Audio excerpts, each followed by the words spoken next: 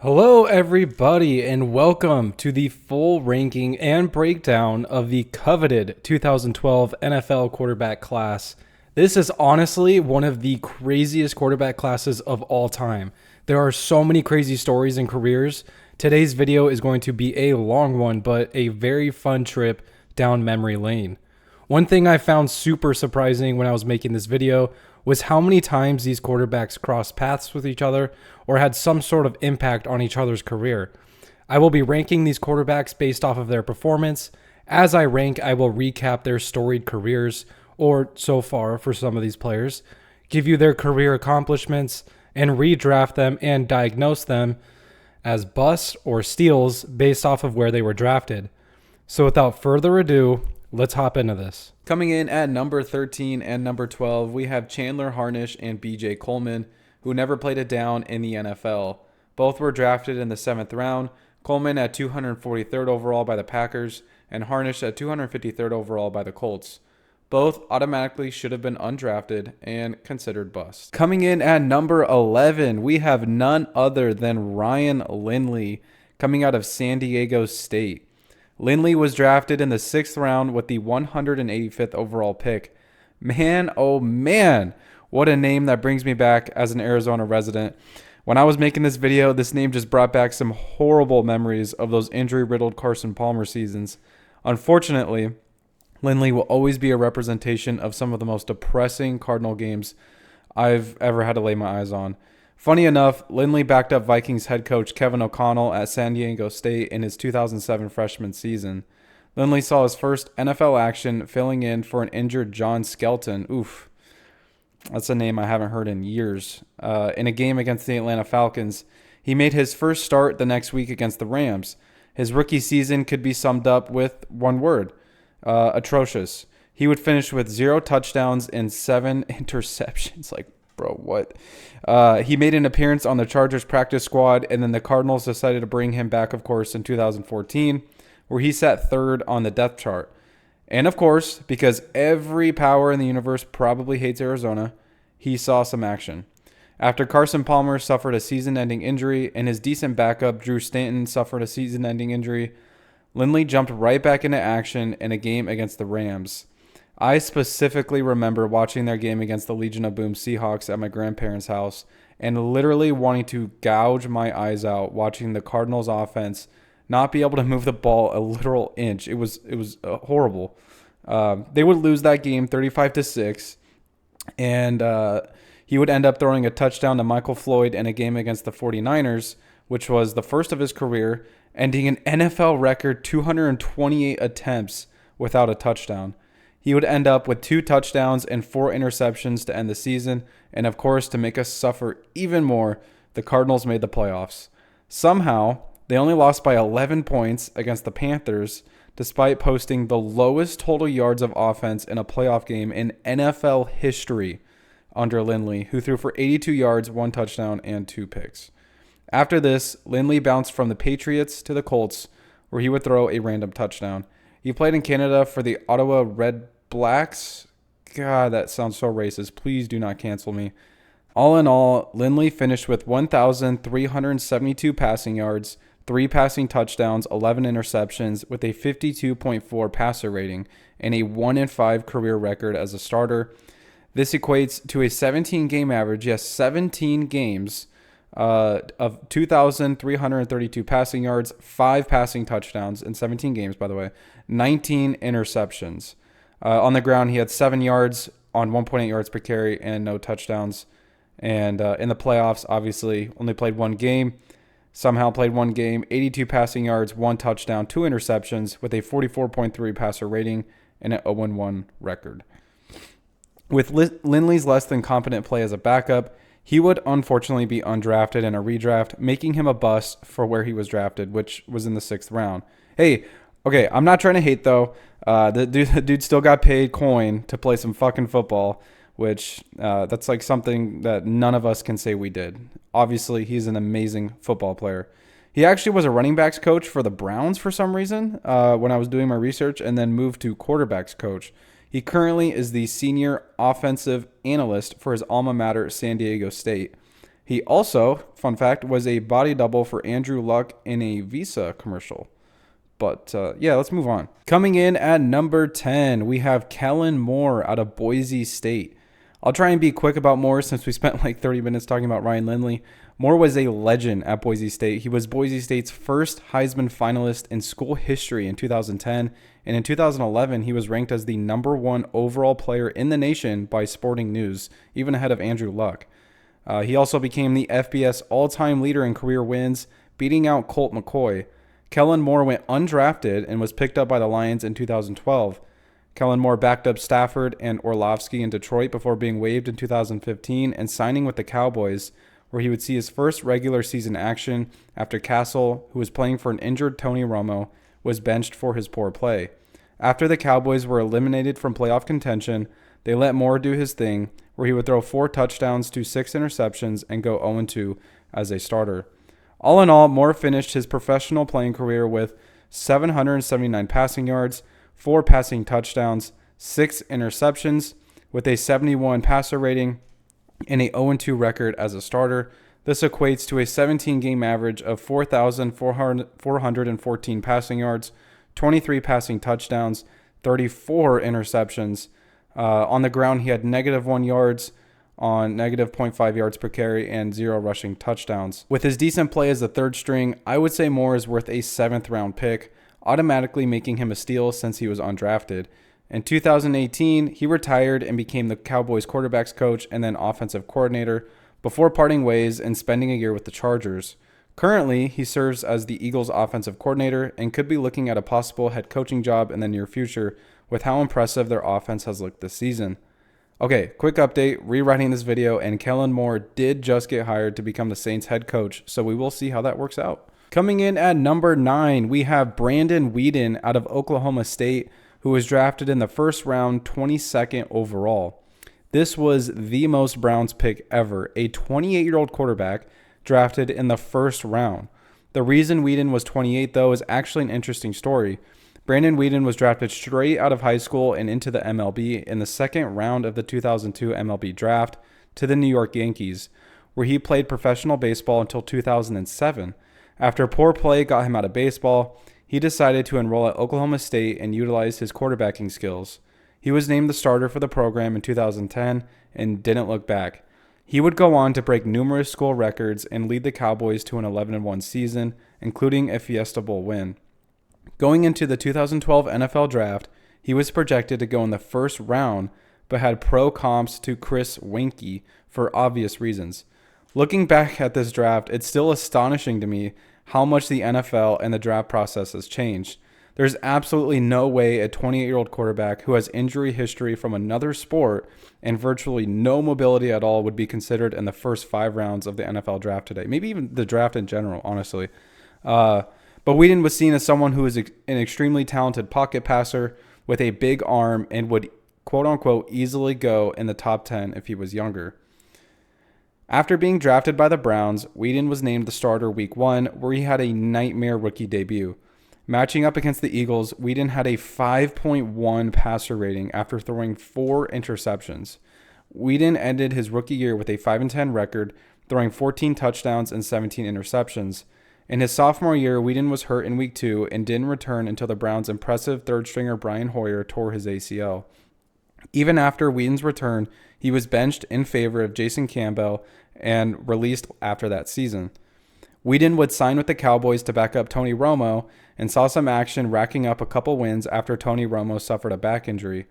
Weeden saw some more action in 2015, but this time he didn't win a game in his 3 starts. Brandon Weeden would soon be replaced by Matt Castle as Romo's backup, and he signed with the Texans, where he saw some action but was replaced by none other than Brian Hoyer. He would sign with the Titans and then come back to the Texans before retiring. Brandon finished his professional NFL career with 6,462 passing yards, 31 passing touchdowns, 30 interceptions, with a 76 passer rating, and a 6-19 record as a starter. This equates to a 17-game average of 3,139 passing yards, 15 passing touchdowns, 15 interceptions. He had 200 rushing yards, 3.2 yards per carry, and 1 rushing touchdown on the ground. All in all, Brandon Weeden had no business being drafted in the first round, but he was still a serviceable backup who could win games, but sometimes was outplayed by people below him on the depth chart. I would say Weeden was really worth a 6th round pick, making him a bust. Coming in at number 8, we have none other than the Sun Devil himself, Brock Osweiler. Osweiler was drafted in the 2nd round, 57th overall by the Denver Broncos out of Arizona State. Forks up. Brock Osweiler might be known best for one thing: committing highway robbery. I'll tell you why. After being drafted by the Broncos, Osweiler saw limited action in his first 3 seasons, backing up Peyton Manning, including a time when he was sent out to attempt to block a field goal as he was the tallest member on the team, standing at 6'7". It would be 2015 when Osweiler made a name for himself. That season, the Denver Broncos went from an offensive juggernaut to a defensive powerhouse with the horrible play by Peyton Manning. In a game against the Chiefs, Manning threw 4 interceptions and was ultimately benched in favor of Osweiler, who immediately looked better. Osweiler would go on to start the next game, with Peyton Manning being listed on the injury report, and would go on to win his first career start on his birthday nonetheless. His next start would feature a win over the then undefeated New England Patriots. Osweiler would go on to have an impressive 6-game stretch before ultimately being replaced in their Week 17 matchup against the Chargers after committing 3 turnovers. Just like with Manning, the Broncos said that Osweiler suffered an injury before he was benched. I guess that was the way that they just said they fucking sucked or something. I don't know. But Osweiler finished that season with a 5-2 record with 10 touchdowns and 6 interceptions. Manning would go on to lead the Broncos on a defensive dominant champion run before retiring. Timing was everything for Brock Osweiler. This season happened to be his last on his contract, and Osweiler became a pretty desirable free agent for a lot of quarterback-needy teams that offseason.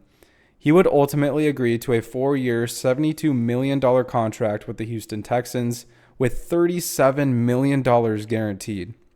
It looked like a good fit, right? A Houston team that had a good defense and decent run game. All they needed was a solid quarterback. Well, things didn't really pan out like the Texans had hoped. Osweiler did not look like a starting quarterback and even lost to his old team 27-9. He was even benched in Week 15 after setting the Texans' single-season franchise record for interceptions.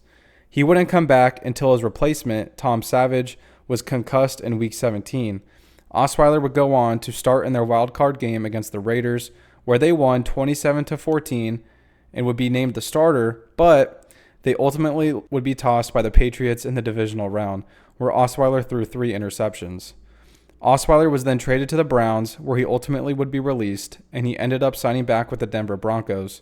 He would play sparingly with the Broncos and Dolphins before retiring. Osweiler finished his career with 7,418 passing yards, 37 passing touchdowns, 31 interceptions, and a 78 passer rating, as well as a 15-15 record as a starter. This equates to a 17-game average of 2,574 passing yards, 13 touchdowns, and 11 interceptions. He had 266 rushing yards on the ground on 2.9 yards per carry and 4 rushing touchdowns. In the playoffs, he had 365 passing yards, 2 touchdowns, 3 interceptions, a 63.9 passer rating, and a 1-1 record. He would become an AFC Offensive Player of the Week, and he was a Super Bowl 50 champion. When it's all said and done, Osweiler had a very short peak, who played well when expectations were low, but when the lights were bright and he had to step up, he just couldn't do it. He still served as a good backup and an elite third string at his lowest. He was able to win games at the NFL level, and his play in Denver in 2015 would put him at an average starting quarterback level of play. To me, he's worth a 4th-round pick, and was a decent pick at best, being selected in the 2nd round. And at number 7, we have the man himself, Baylor's Robert Griffin III, who was drafted 2nd overall by Washington. A football and track legend at Baylor, Robert Griffin was one of one when he was in college.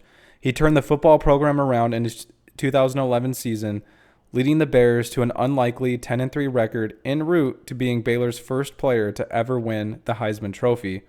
Griffin would finish his senior season with 37 passing touchdowns, 6 interceptions, and 10 rushing touchdowns.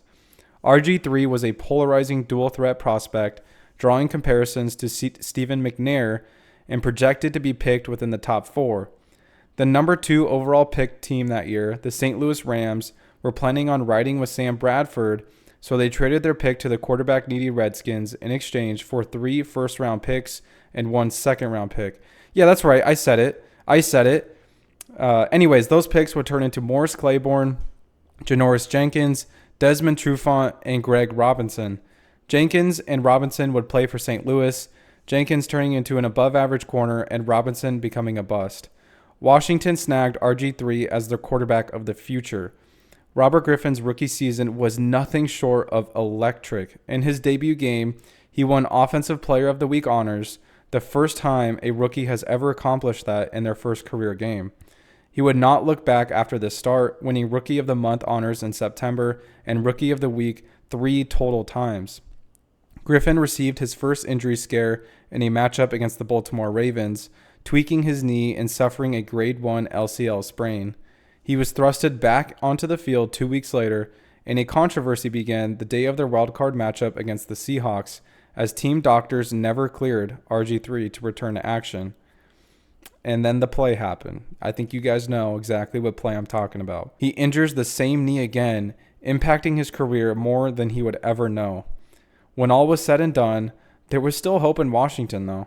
Robert Griffin had the highest rookie passer rating of all time, made the Pro Bowl, and led the Redskins to their first division title since 1999. Hopes were still high. That offseason, RG3 received a completely rebuilt LCL and ACL for his sophomore campaign. It was apparent that RG3 was not the same, though. In Week 12, he had his first game in his collegiate and professional career where he did not record a single touchdown. He would be named inactive for the last 3 weeks of the season, finishing with 16 touchdowns and 12 interceptions. Compared to his 27 total touchdown, 5 interception season the year before, fans were concerned. In his third season, Griffin would battle with injuries and ultimately be benched, but after backup Colt McCoy was put on IR, RG3 impressed and showed flashes of his rookie form. Once again, it was over before it even began for Griffin, as he was replaced by his breakout draft mate Kirk Cousins after suffering an injury in the preseason. Dreams of being Washington's franchise quarterback soon turned into a nightmare, as RG3 would slide to 3rd on the depth chart and take reps as a scout team safety before being released at the end of the season. How fucking disrespectful. Griffin would sign with the Browns and start in their season opener after being injured yet again in Week 13. He would go on to play in the team's last 5 games, looking less than impressive. The Browns would cut Griffin themselves after 1 season, where he became the Ravens' backup for the last 3 seasons of his career. Robert Griffin III finished his career with 9,271 passing yards, 43 passing touchdowns, 30 interceptions, with a 86.5 passer rating and a 16-26 career starting record. In his 17-game average, he had 2,814 passing yards, 13 passing touchdowns, and 9 interceptions. On the ground, he had about 1,800 yards, 1,809 rushing yards, 5.9 yards per carry, and 10 rushing touchdowns. And in the playoffs, he had 84 passing yards, 2 touchdowns, 1 interception, with a 77.5 passer rating and an 0-1 record in that lone Seahawks game. He was Offensive Rookie of the Year. He was a Pro Bowler, and he was a part of the All-Rookie team, as well as being voted in the top 100. I'm assuming all those accomplishments are from his rookie year, unfortunately. At his best, Robert Griffin was a polarizing player who could win games with his arm and legs. The issue is that his best only lasted 1 season. Other than that, he was a backup. The elite play the Redskins received during this 1 year, however, I think is worth a 4th-round pick, making him a bust. You have to feel like Griffin was failed by the Washington organization, especially the controversy surrounding his knee before the playoffs. However, the main concerns that skeptics had on RG3 before the draft was his struggles as a pocket passer, and that's exactly what derailed his career. After his legs didn't work like they used to, Robert Griffin could not become a pocket passer whatsoever. That is why I still consider him a bust. RG3 was an analyst for ESPN before being fired by the network in 2024. Currently, he hosts his own podcast and is just living life, and I only hope for the best. Coming in at number 6, we have the NCAA legend himself, Case Keenum out of Houston.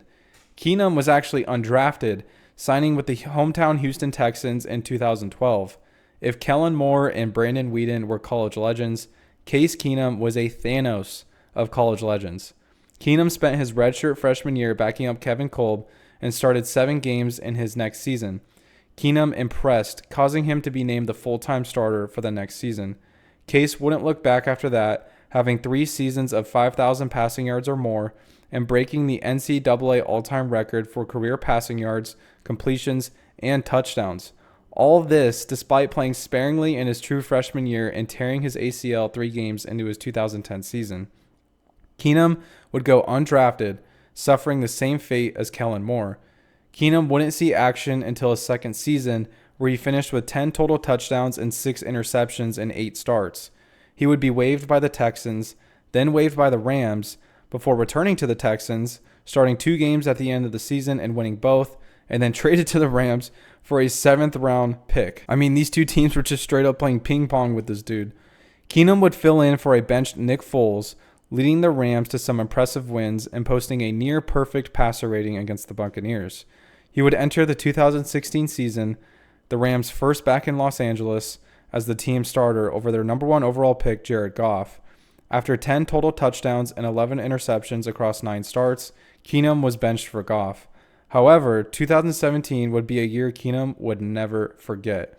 After signing a 1-year deal with the Vikings, Keenum would be thrusted into action in Week 2 after a very common Sam Bradford injury. The Vikings would not look back. Case Keenum impressed, going 11-3 as a starter and tossing 22 touchdowns to just 7 interceptions, leading the Vikings to an NFC North championship and being a part of one of the most memorable playoff moments of all time. With 10 seconds left in the game, the Vikings down 23-24, Keenum threw a prayer to Stephon Diggs that resulted in a 61-yard touchdown and an NFC championship appearance. Despite being blown out 38-7 by his former teammate Nick Foles, the season that Case Keenum had was nothing short of surprising and impressive, especially since many had written off the Vikings as soon as Sam Bradford went down. He was even voted into the top 100 by his peers for his performance. Keenum would turn his success into a nice 2-year, $36 million contract with the Denver Broncos that offseason, who were hoping to find a decent answer at quarterback for the time being. Case wasn't terrible by any means in Denver. He just didn't replicate the success that he had in Minnesota like the Broncos were hoping. He would end up being traded to the Redskins, where he would be in and out of the starting role due to injuries and being benched, finishing the season with 12 total touchdowns and 5 interceptions in 10 games. Keenum would sign with the Browns, playing sparingly as a backup, traded to the Bills, before ultimately re-signing with the Houston Texans in 2023. We last saw Case Keenum play for an injured CJ Stroud in Week 16 of last season, unfortunately being benched in favor of Davis Mills. Through a journeyman career, Keenum finished with 15,175 passing yards, 79 passing touchdowns, 51 interceptions, with a 84.6 passer rating and a 30-36 career record as a starter.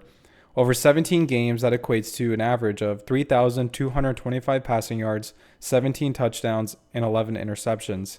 He had 451 rushing yards on 3 yards per carry and 6 rushing touchdowns. And in the playoffs, he had 589 passing yards, 2 passing touchdowns, 3 interceptions, with a 73.5 passer rating and a 1-1 record. He was voted as top 100, and he was an NFC Offensive Player of the Week.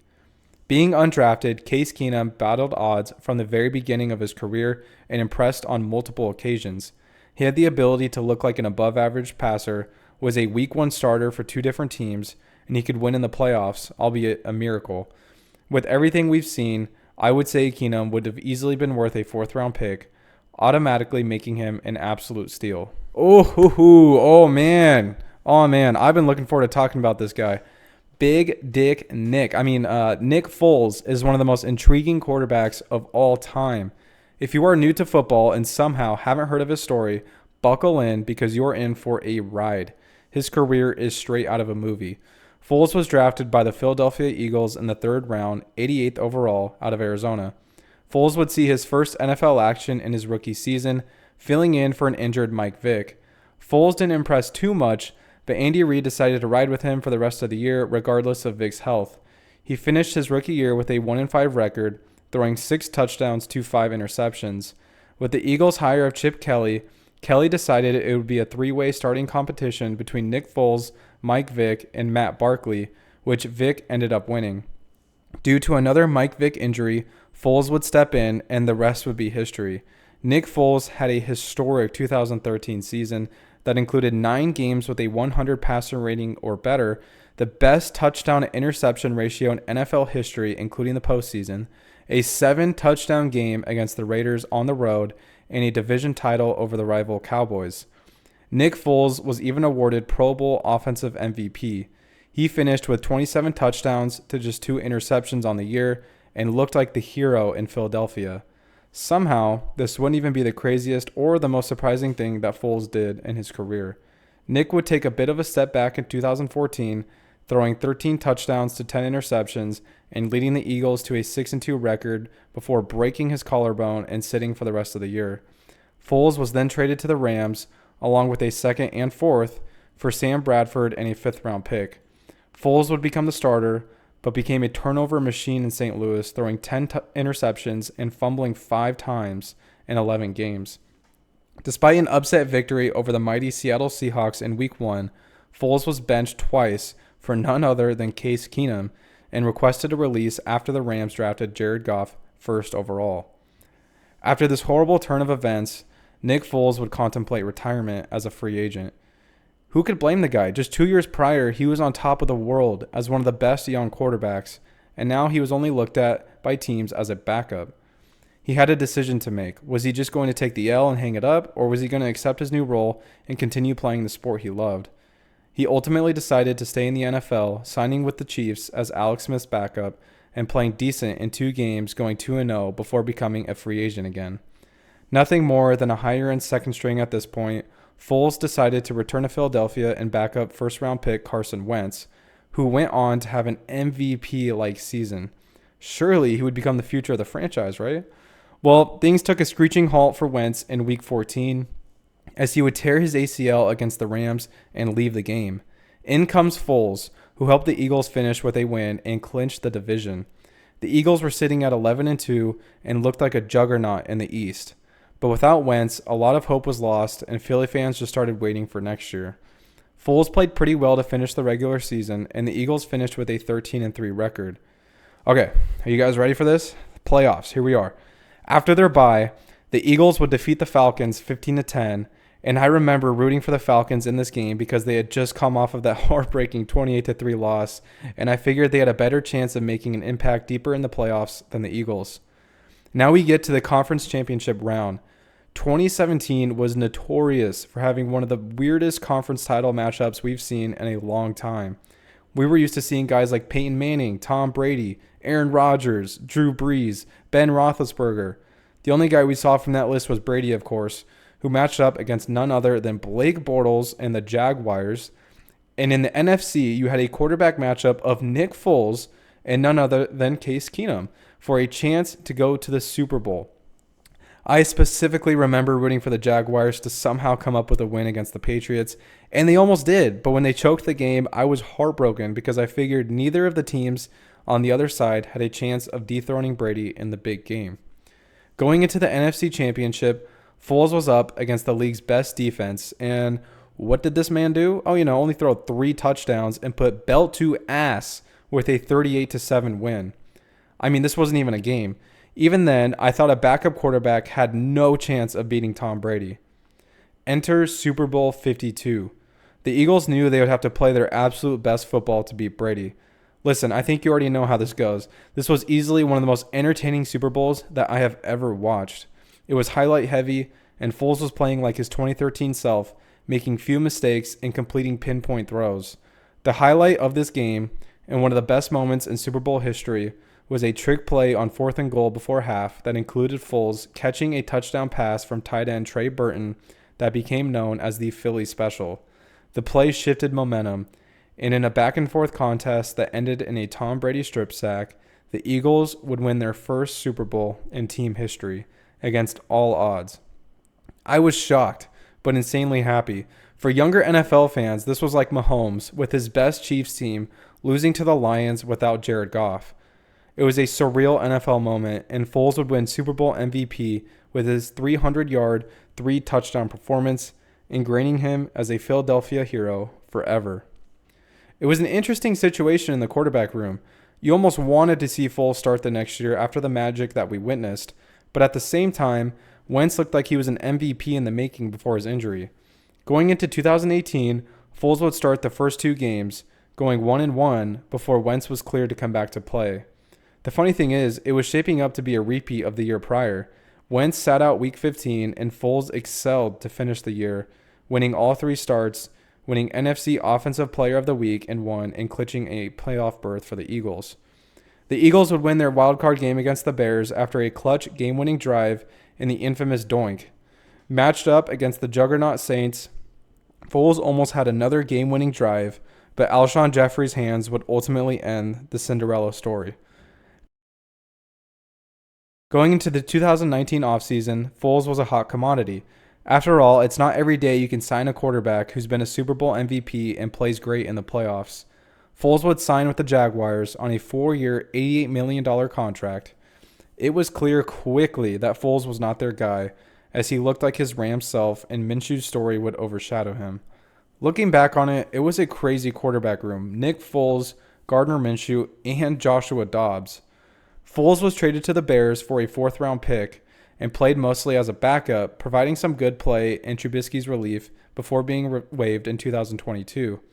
He would sign with the Colts for a year, play towards the end of the year, nothing special though, before retiring. After a roller coaster of a career, Foles finished with 14,227 passing yards, 82 passing touchdowns, 47 interceptions, with a 86.2 passer rating and a 29-29 record as a starter. This equates to a 17-game average of 3,406 passing yards, 20 touchdowns, and 11 interceptions. He had 407 rushing yards, 2.7 yards per carry, and 6 rushing touchdowns. And in the playoffs, where he really came alive, he had 1,633 passing yards, 11 passing touchdowns, 5 interceptions, with a 98.8 passer rating and a 4-2 record. He was a Super Bowl MVP, a Pro Bowler, Super Bowl champion, top 100, and he was a 3-time Offensive Player of the Week and an NFC Offensive Player of the Month. Foles had one of the craziest careers of all time, and when it's all said and done, he's a Super Bowl hero, and nothing can take that away. It's safe to say when he was in an Eagles jersey, he had the potential to murder your defense on any given Sunday, but when he was elsewhere, it was a struggle. Foles was a Super Bowl legend, great playoff performer, and even towards his lowest, he was a trustworthy backup. I'd say Foles is easily worth a 2nd-round pick for what he accomplished, bringing Philadelphia their first Super Bowl, making him a successful pick. Coming in at number 3, we have, I guess, the most boring quarterback on this list, which is honestly saying a lot, with Ryan Tannehill. Tannehill redshirted at Texas A&M, and after finishing 3rd on the depth chart, got moved to wide receiver. Tannehill was actually a good receiver. I never realized actually how good he was at receiver, finishing with 844 receiving yards and 11 receiving touchdowns, breaking freshman records for Texas A&M. Despite the success, Tannehill still wanted to play quarterback. However, in 2009, it was more receiver for him. In 2010, he played receiver until stepping in and splitting with the starting quarterback and pressing in the process. He would start the next game against Texas Tech, throwing for a statement 449 passing yards, ultimately proving himself as the full-time starter. This dude was even punting this season. Ryan Tannehill is for real the first ever Taysom Hill. In 2011, Tannehill started all 13 games at quarterback, throwing 29 touchdowns, and entered the 2012 draft as a quarterback, being selected by the Dolphins 8th overall. Tannehill's rookie year was he did throw for 431 passing yards in one game, but he ultimately finished with just 12 passing touchdowns in 16 games. Tannehill started his sophomore campaign 3-0, but it finished much like his rookie year did, as the Dolphins finished with an 8-8 record. Tannehill finished with 17 interceptions, but in his defense, he was taken to Pound Town for much of the season. He didn't get sacked in only one game that year. In his 3rd season, Tannehill had a career game against the Vikings, finishing with 396 passing yards and 4 touchdowns. However, the Dolphins, once again, went 8-8. Tannehill cut back on the turnovers in 2015, but the Dolphins fell to 6-10 and missed the playoffs. He opened up 2016 with a 1-4 record, but bounced back and took the Dolphins to a 7-5 record before missing his first games of his career due to injury. Tannehill would not play the rest of the year, despite his team finally making the playoffs, and they ultimately lost in the wild card round to the Steelers. Tannehill followed this up with tearing his ACL in practice before the season started the next year, and it led to the infamous season where Jay Cutler became the Dolphins starter. In 2018, Tannehill missed 6 games and threw 17 touchdowns to 9 interceptions, going 5-6 as the starter. Spoiler alert, this would end up being his last season as a Dolphin. Tannehill's time in Miami can be summed up with one word: mid. Just imagine the season the Seahawks had this year. That was pretty much their MO with Tannehill as the starter, but for 7 seasons. They were never bad enough to get a high draft pick and rebuild around Tannehill, and they were never good enough to do pretty much anything. Tannehill would be traded to the Tennessee Titans along with a 6th-round pick in exchange for a 4th and 7th. This is where Tannehill's career really took a turn.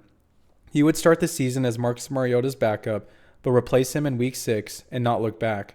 Taking the Titans to a wild-card berth, Tannehill finished with 22 touchdowns to just 6 interceptions in 10 starts, leading the league in passer rating and setting a franchise record. I will always remember this Titans team for one reason. This team is responsible for the worst depression I have ever felt in my life as a Ravens fan. Matched up against the defending champion Patriots, the Titans somehow beat them 20-13 with Tannehill only throwing 72 passing yards. It was the Derrick Henry show. I remember seeing the Titans upset the Patriots and being so happy that the Ravens got to play the Titans, the Tennessee Titans, for their first playoff game on the road to glory. That 14-2 Ravens team was so dominant. There was no way they were losing to the Titans, right? Not exactly. Despite throwing for under 100 passing yards yet again, Ryan Tannehill and the Titans upset the Ravens 28-12 as Derrick Henry steamrolled my pride and joy. As much as I love Derrick Henry now, I will forever blame him and this Titans team for the Raven playoff woes that I have been subjected to since. The Titans would be reality checked against the Chiefs in the AFC Championship game, as Tannehill actually put up a solid stat line, but it didn't matter in the end. A year after Andrew Luck, Ryan Tannehill would be named Comeback Player of the Year with his superb play to get the Titans into the playoffs. Tannehill continued this momentum and balled out in the 2020 campaign, throwing a career-high 33 touchdowns to just 7 interceptions, as the Titans finished with an 11-5 record and made the playoffs again. He even finished with 7 touchdowns on the ground. They would lose their playoff game, however, as the Ravens got their revenge in the wild card, but Tannehill looked like a legit elite quarterback, something the Titans were not used to seeing. The following year, Tannehill took a step back statistically, but the Titans were a very good team, clinching the AFC's number 1 seed, going 12-5 in the new 17-game format. Granted, it was a weird year for the NFL with the new schedule format and stadiums being empty due to COVID, but the fact that the Titans were the number 1 seed is honestly insane. I do not remember that happening whatsoever. Tannehill did not have a good performance in their lone playoff game against the Bengals, throwing 3 interceptions and ultimately tossing the game as the Titans would get ravened by the Bengals and lose 19-16. Still, Tannehill led the Titans to 2 straight AFC South titles, which was the first time the franchise had ever done that. Going into 2023, the Titans knew that Tannehill's run was most likely coming to an end and drafted Will Levis in the 2nd round to compete with him and sophomore Malik Willis for the starting role. Tannehill ultimately won this competition but struggled in his first 6 games before being injured and ultimately replaced by Will Levis. Tannehill came back towards the end of the year with a Levis injury, but it was clear the Titans were already ready to move on. Tannehill's contract was up and he was never signed for the 2024 season, but he did just recently sign with the DC Defenders to play in the UFL. For much of Tannehill's career, he was an average to below average starter who didn't offer much upside. He had a short peak in Tennessee that definitely elevated his career, but it ended almost as quickly as it started. Still, he was dependable, showed he could win, and offered a safe blanket for the Titans for a couple of their runs. Assuming his NFL career is over, Tannehill finished with 34,881 passing yards, 216 passing touchdowns, 115 interceptions, with a 91.2 passer rating, an 81-70 record in the regular season, This equates to a 17-game average of 3,826 passing yards, 24 touchdowns, and 13 interceptions. He had 2,103 yards on the ground on 4.8 yards per carry and 27 rushing touchdowns.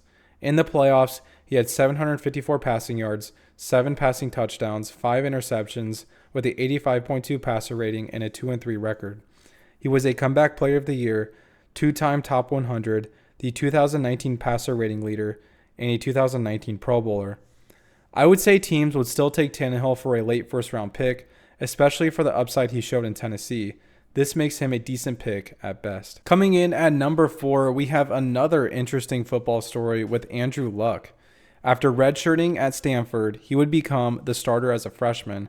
2010 would be the year where Luck would take the college world by storm, breaking multiple records and emerging as the top prospect in the nation. In classic Luck fashion, he decided to forego the NFL draft and finish his degree. What a freaking humble guy. He would go on to set more records, becoming Stanford's all-time touchdown and win leader. Luck would completely change the Stanford football program and be inducted into the College Football Hall of Fame. The hype for Andrew Luck was real, as "Suck for Luck" was echoed throughout the league in the 2011 season. Some people thought he was the greatest quarterback prospect of all time, a true once-in-a-lifetime player. He drew comparisons to John Elway, who, by the way, also played for Stanford, and Peyton Manning, so it was only inevitable that the Colts, who were without Manning for the 2011 season due to injury, ended up with the first overall pick. It was announced before it was even draft day that the Colts were taking Andrew Luck. Luck had an amazing start to his career, and the hype grew. His rookie year consisted of breaking rookie passing records, clutch game-winning drives, and he ultimately brought the Colts, who went 2-14 the year prior, to the playoffs with an 11-win season. The magic continued for Luck in his second season. There was one thing we learned: you absolutely cannot count this dude out in any game. On top of upsetting the mighty Seahawks and Broncos and winning the AFC South, Luck brought his fourth quarter comeback total to 10 on his short career and capped it off with a historical playoff game against the Chiefs that elevated Luck's hype to a new level. Down 28 at home to the Alex Smith-led Chiefs, Andrew Luck decided he simply wasn't going to let his season end like that. The score 38-10 towards the beginning of the third quarter, Andrew Luck engineered 3 touchdown drives to make it 41-31 going into the fourth. Andrew then infamously recovered a fumble, ran the ball in to make it a 3-point game, and with 4:29 left to go, down 6, he connected with fellow sophomore T.Y. Hilton on a 64-yard touchdown to tie the game and ultimately take the lead. The Colts would win that game 45-44 against all odds, and Andrew Luck completed the second biggest playoff comeback in NFL history. The Colts would unfortunately lose to Brady and the Patriots a week later. Luck's dominant play continued into year 3, as he had 26 passing touchdowns by week 9. He would finish with 40, leading the league and lead the Colts to another playoff berth while breaking Manning's single-season Colts passing record. Even though he had 16 interceptions, Luck looked like one of the best quarterbacks in the NFL, and after defeating the Bengals and Broncos in the playoffs, the Colts would be mollywopped by the Patriots in the controversial Deflategate AFC title game. Just a side note, I remember meeting Colts safety Mike Adams at an NFL event just before Super Bowl 49, and my friend and I asked him if the rumors were true, to which he replied, "Don't believe everything you hear." As a then Brady hater, it wasn't something I expected or wanted to hear. Even after the belt to ass the Colts received, they still felt the future was bright with their shining star of a quarterback. But this dream would fade away a bit, as Luck only played 7 games in 2015, and the Colts would miss the playoffs with an 8-8 record. It's crazy because he didn't miss a single game in his first 3 seasons, but now we know Luck as someone who was devastated by injuries. After becoming the highest paid player in the league at the time, Luck would bounce back in 2016, throwing 31 touchdowns, but the Colts ultimately missed the playoffs again. After the season, it was announced Luck would undergo surgery for his shoulder, which would unknowingly become a major problem for the Colts. The next season, he would miss the first few games before it became clear Luck was not going to play the whole season. His shoulder was a lot worse than the Colts initially thought, and on November 11th, Luck had to travel to Europe to seek additional treatment. He then had to have surgery again. Going into 2018, things got off to a weird start. In week 3, down 4 with just seconds left, Luck was replaced by Jacoby Brissett to attempt the Hail Mary pass. It was strange, and a lot of people wondered if Luck's shoulder was much worse than everyone initially thought. The Colts started 1-5, and fans were concerned. Luck quickly changed their perception as he would lead the Colts to 9 wins over the next 10 games and earn another wild card berth. Luck finished the season with 39 touchdowns and 4,500 passing yards. The Colts would upset the Texans in the wild card, but fall to the Chiefs, this time led by breakout young star Patrick Mahomes. Luck won the Comeback Player of the Year award that season as well. There was a lot of hope that was gained back by the Colts fan base after this season because despite setbacks for Andrew Luck, it seemed like he was back to his normal play. Then, 2 weeks before the season, in one of the most shocking decisions in NFL history, this hope was crushed as Andrew Luck announced his retirement at age 29. This was honestly one of the craziest headlines I've ever read as a sports fan, and I truly could not believe my eyes. Andrew Luck was such a quiet guy, never really speaking in the media, that this came completely out of left field, even with his shoulder. According to Luck, it wasn't just the recurring health issues, but also the tear that this profession caused in his marriage, and he ultimately decided that he didn't have the same love for the sport anymore. Bouncing around veteran quarterbacks, and most recently drafting Anthony Richardson, the Colts still really haven't found their answer at QB. I never really realized how short Andrew Luck's career really was until I made this video. When it's all said and done, Luck just seemed like a guy with all the talent in the world, but fading passion for the game. Honestly, he seemed like too real and normal of a guy for NFL stardom, almost like someone who never really wanted to be famous. Luck was one of the nicest guys on the field and an amazing teammate. I'm talking like he died, but he retired. He only retired. In his short career, Luck finished with 23,671 passing yards, 171 passing touchdowns, 83 interceptions, with a 89.5 passer rating and a 53-33 regular season record as a starter. This equates to a 17-game average of 4,679 passing yards, 34 touchdowns, 16 interceptions. On the ground, he had 1,590 rushing yards on 4.8 yards per carry and 14 rushing touchdowns. And in the playoffs, he had 2,254 passing yards, 12 touchdowns, 13 interceptions, with a 73.4 passer rating and a 4-4 record. He was a Comeback Player of the Year, 6-time Top 100, 4-time Pro Bowler, 2-time Offensive Player of the Month, 6-time Offensive Player of the Week, and the 2014 passing touchdown leader. He was a top-tier quarterback at his highest and affected by injuries at his lowest. For the level of play that he showed, even if GMs knew how long he would play, I would still say he would have been worth a late first-round pick in a redraft. However, due to the unusual circumstances, I'm chalking this one up to situational. Sorry, guys. I know that's lame. Hey, at least he didn't cuck the Colts for the Broncos like these two guys. Coming in at number 2, we have none other than Captain Kirko himself, Kirk Cousins. Kirk Cousins backed up Brian Hoyer in his redshirt freshman season at Michigan State. In 2009, he won the starting role, and in 2010, led the Spartans to an 11-2 record. In 2011, he threw 25 touchdowns to 10 interceptions and went 4-0 against their in-state rival, Michigan State. Kirk would become the second Redskins quarterback drafted in the 2012 draft, going in the 4th round, 102nd overall. The pick shocked analysts as the Redskins had already invested a lot into their 2nd overall pick RG3, but the Redskins had a plan and drafted Cousins to be an insurance. Wait, that sounds kind of familiar. Cousins would fill in sparingly for RG3 throughout the season, finishing off a nice last drive against the Ravens that would result in a 31-28 overtime victory. Cousins would also fill in for RG3 after his gruesome postseason injury, struggling mightily and failing to rally the team. In his sophomore year, with 3 games to go, he was named the starter for the rest of the year but finished with 4 touchdowns to 7 interceptions. In 2014, Kirk Cousins would have a couple nice games in place of Robert Griffin throwing for 400 yards and 1, but have a 4-turnover game against the Giants, and after another poor performance in the first half of Week 7, he was benched for Colt McCoy and would not play the rest of the season. Looking back on it, I'm actually surprised Kirko ended up as successful as he is, as his first 3 years were honestly very underwhelming. Kirk Cousins won the starting job over Robert Griffin the following year, and he did not look back. All Kirk Cousins would do in his first full year as a starter is throw 4 touchdowns 3 different times, break the Redskins' single-season passing record, and lead Washington to another NFC East title.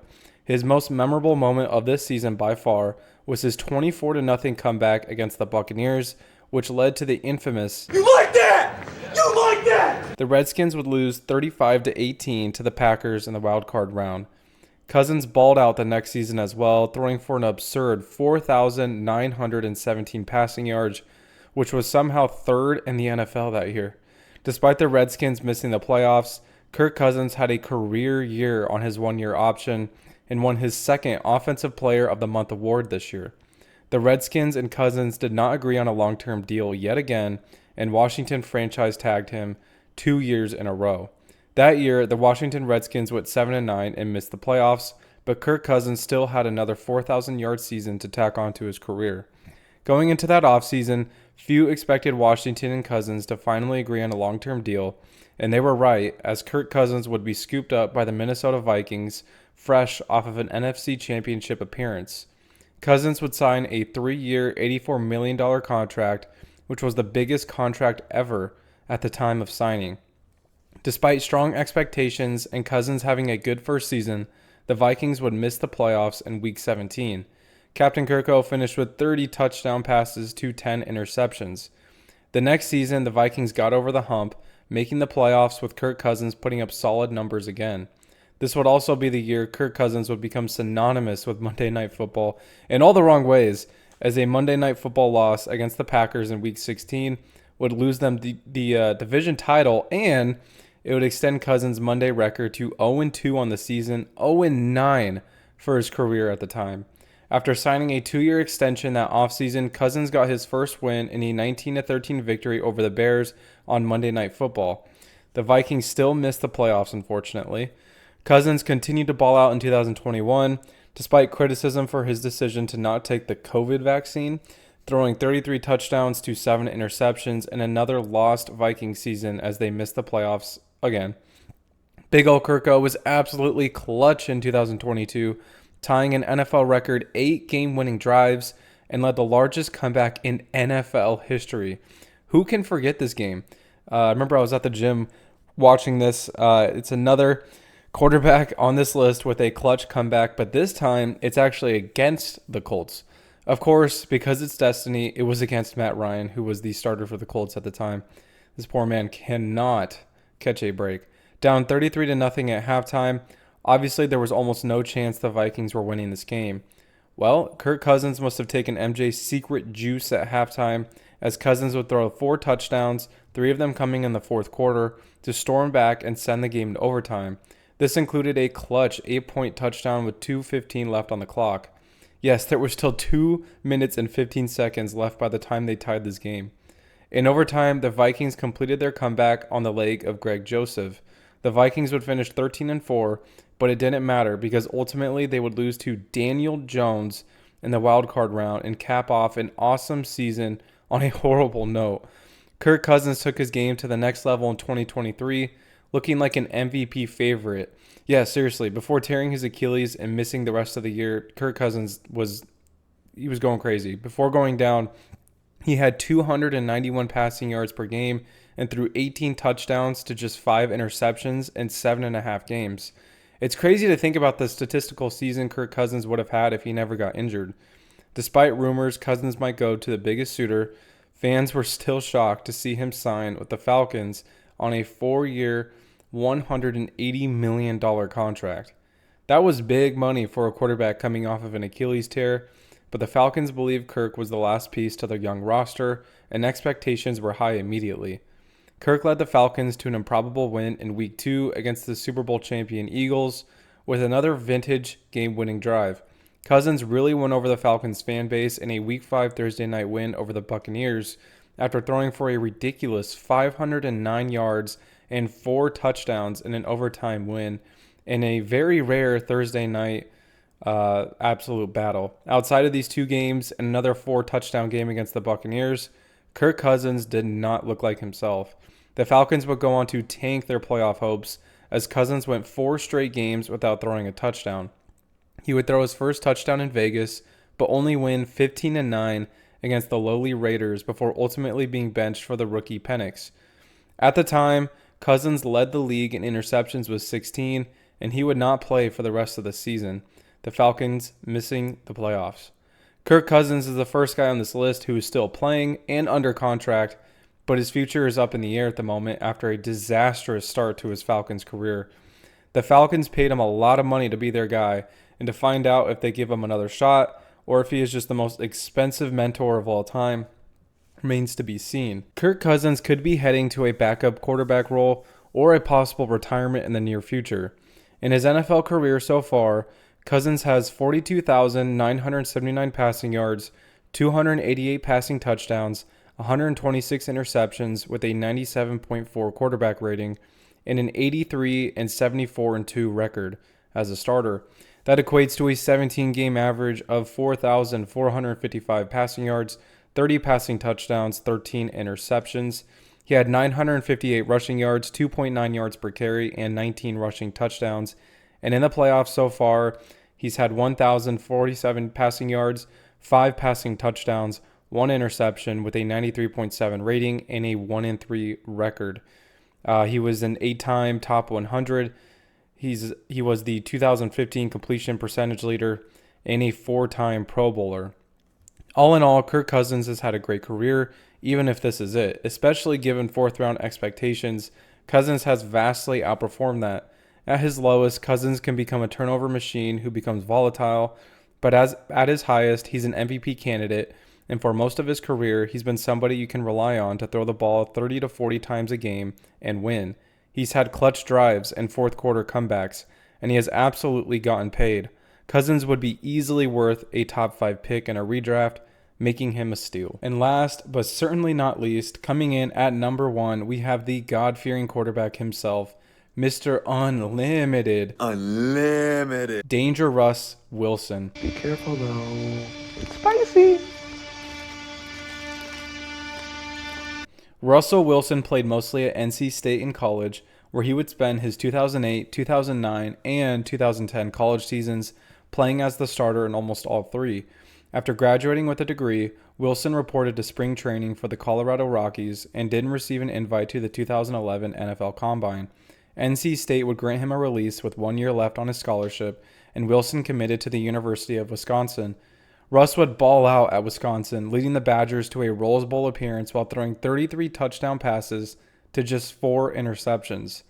Russell Wilson was seen as a mid-round pick due to his height, as scouts believed he would have gone first overall if he was taller. Guys, didn't we learn from this? Russ won the starting job before the regular season over Tavares Jackson and free agent signee Matt Flynn.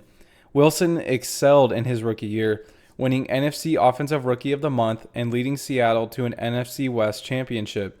Russell Wilson's excellence in his rookie year was overshadowed by RG3, and funnily enough, they would meet in an infamous wildcard matchup that we have now talked about like 3 different times. After the comeback 24-14 win, the Seahawks lost to a last-second field goal against the Falcons that knocked them out of the playoffs. Hopes were high for the Seahawks, as they already possessed a young and elite defense that were playing well together, and now they might have found their guy at quarterback. The Seahawks crushed expectations right out the bat, going 11-1 through their first 12 games and finishing 13-3, good for first in the NFC. Russell Wilson finished with 26 touchdowns to 9 interceptions, and his efficient, solid play mixed with their elite Legion of Boom was a recipe for success. The Seahawks beat the Saints in the divisional round and defeated their division rival 49ers in an iconic battle that ended with Richard Sherman batting down Kaepernick's last pass. I remember this game, as this was one of the first years I started watching football. This play put Sherman on the map for me, and his infamous post-game rant about his beef with Michael Crabtree was one to remember and talked about all the way up to the Super Bowl. Super Bowl 48 was one of the greatest matchups we could have ever had on paper. On one hand, you had the young quarterback Russell Wilson, beast mode, the bullies of the NFC taking names with the best defense in the league. On the other hand, you had one of the most electric offenses of all time, led by possibly the best quarterback season of all time. This legend of this matchup died at the first snap, however, and from that moment, this was an absolute slaughter from start to end.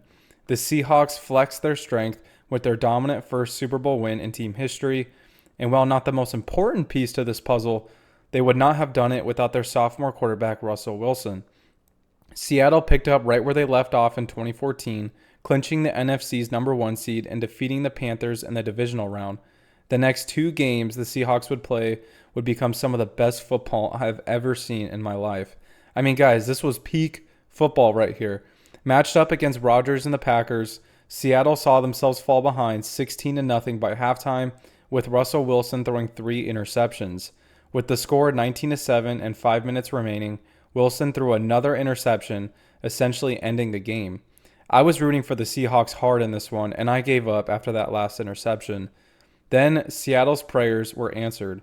Russ locked in for a touchdown drive to make it a 5-point game, and after successfully recovering the onside kick, scored another touchdown to take the lead. With a successful 2-point conversion, the Seahawks led by 3. Then Rodgers made his magic and tied the game, sending this game to overtime against all odds. The Seahawks received first, and as I watched Russell Wilson launch a bomb to the end zone, I was sweating bullets as I thought it was going to be yet another interception. Then Jermaine Kearse made a textbook catch, holding onto the ball on the way down, and Russell Wilson was heading to his second Super Bowl start in his short career. This was easily one of the best playoff games we had ever seen, but it would somehow be overshadowed by the big game. Enter Super Bowl 49 in Arizona. We had 2 of the most complete teams that we have seen in a long time. I remember going to a Super Bowl event and being so in awe of the football world at that time. This was truly a time I would love to go back to in NFL history if I could. This time, the hype held up as both sides went at it. The Seahawks took control going into the fourth quarter, and then Brady did his thing, making the game 28-24. The Seahawks had one more drive to march down the field and fulfill their destiny, and it all lied on Russell Wilson's shoulders. Shit got real when Jermaine Kearse had one of the craziest catches in Super Bowl history to set up the Seahawks close to the goal line. The Seahawks lined up at the 1-yard line with 25 seconds left on the clock, and to secure their repeat, they handed the ball off to Beast Mode himself, who got in to send Brady and the Patriots home. Okay, yeah, unfortunately that did not happen. Instead, Russell Wilson dropped back, threw it, and in everybody's awe, unknown, undrafted Malcolm Butler made one of the craziest football plays anyone's ever seen, stealing the ball from Ricardo Lockett to intercept the pass and seal the game for the Patriots. It was truly the craziest play I have ever witnessed live, and nobody that was watching could believe what they just saw. I mean, just look at these reactions.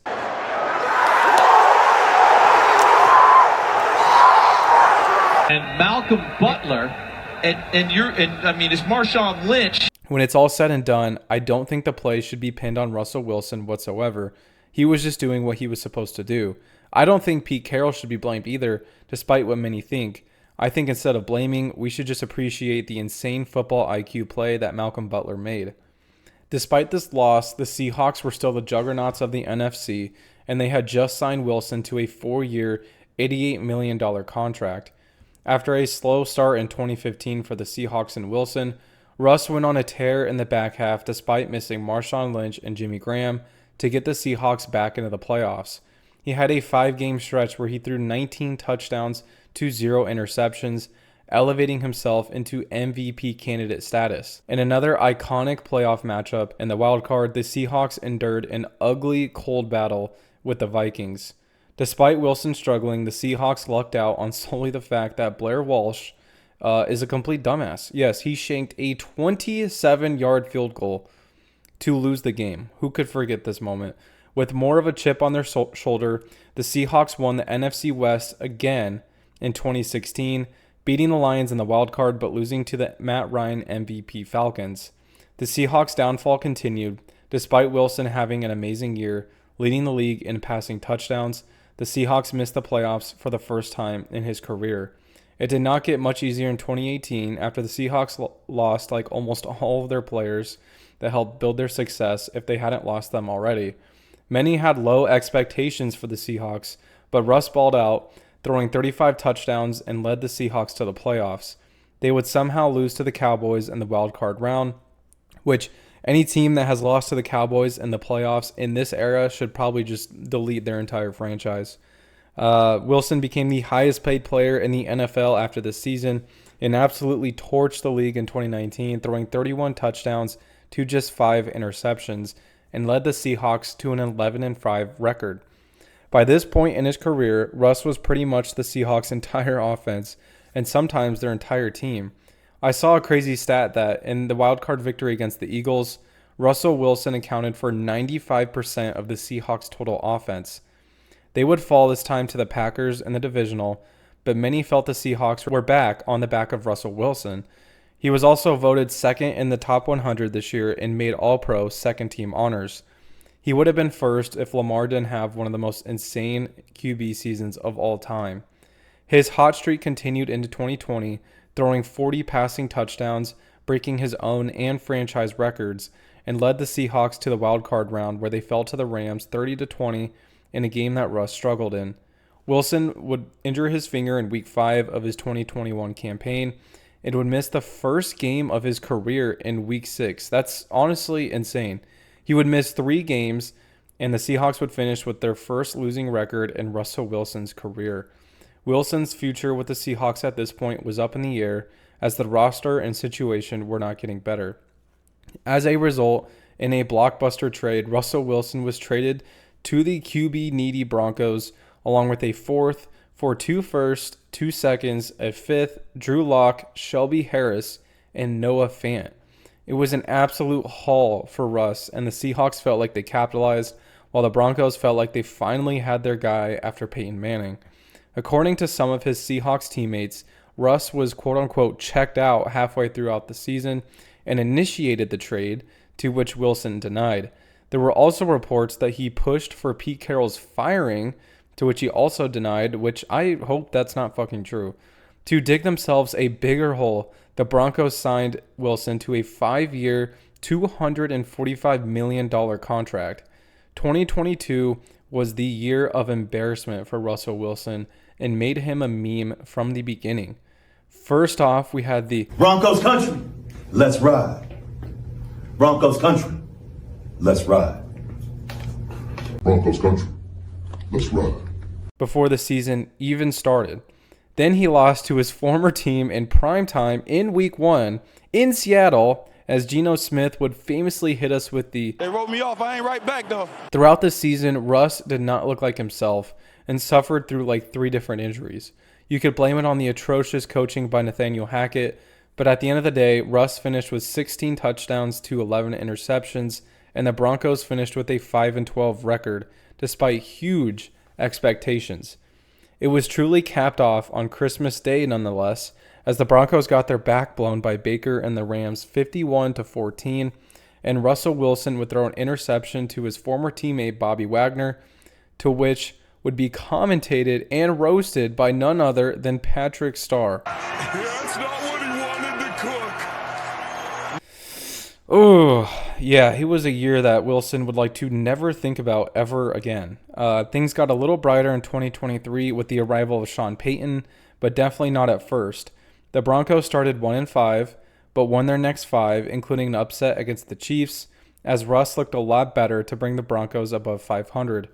However, with a Week 15 and Week 16 loss, the Broncos benched Russell Wilson to basically prevent him from being injured so they didn't have to pay him even more money.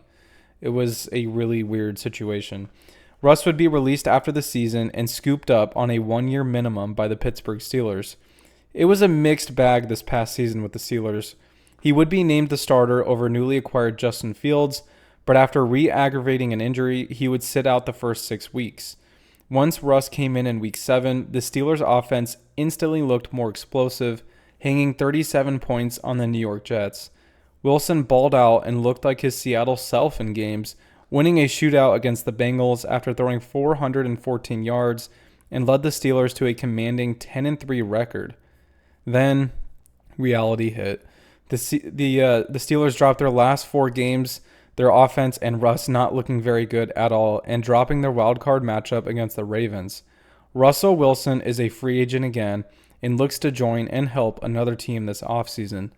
Some are saying a reunion with Pete Carroll in Las Vegas is a possibility, while I've also heard Atlanta and the Jets. So far in his NFL career, Russ has 46,135 passing yards, 350 passing touchdowns, 111 interceptions with a 99.8 passer rating, a 121-77-1 record, which equates to a 17-game average of 3,941 passing yards, 30 passing touchdowns, 9 interceptions.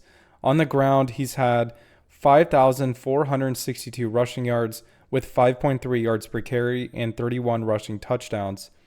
In the playoffs, he's had 4,056 passing yards, 27 touchdowns, 12 interceptions with a 96.8 passer rating and a 9-8 record.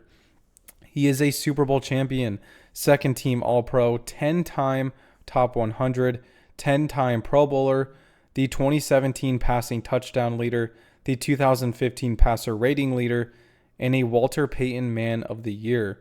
While Russell Wilson has had some incredible lows, he was a cog and a well-oiled killing machine early in his career and really showed his value in those late 2010 seasons with the Seahawks, as he was an MVP candidate in pretty much every year. He was the only thing keeping the team afloat in those later seasons. Now it's a mixed bag. Wilson showed flashes in 2024, but ultimately came crashing back to the ground. He probably has one more opportunity as a bridge option in his career, and we will see where he goes. For the level of play Russ achieved in his career so far, there is no doubt he would be the first overall pick in a redraft, making him an absolute steal. Just as a reminder, here are the quarterback rankings before the draft, when they were prospects. And here is their rankings from this video based off of their careers. Let me know who you guys would move, what you agree with, what you disagree with. And there we have it, the very entertaining quarterback class of 2012. There really hasn't been such a different group of quarterbacks since, and so many of these guys have been a part of insane football memories that most of us have watched. There have been incredible highs, depressing lows, unlikely success stories, and relenting what ifs. Guys, this took a long time to make, but it was incredibly fun. I'll probably be doing this every offseason for each position group, so if you guys like this kind of video, please leave a like, subscribe, and let me know who you guys would change. Hope you guys have a great day. Peace.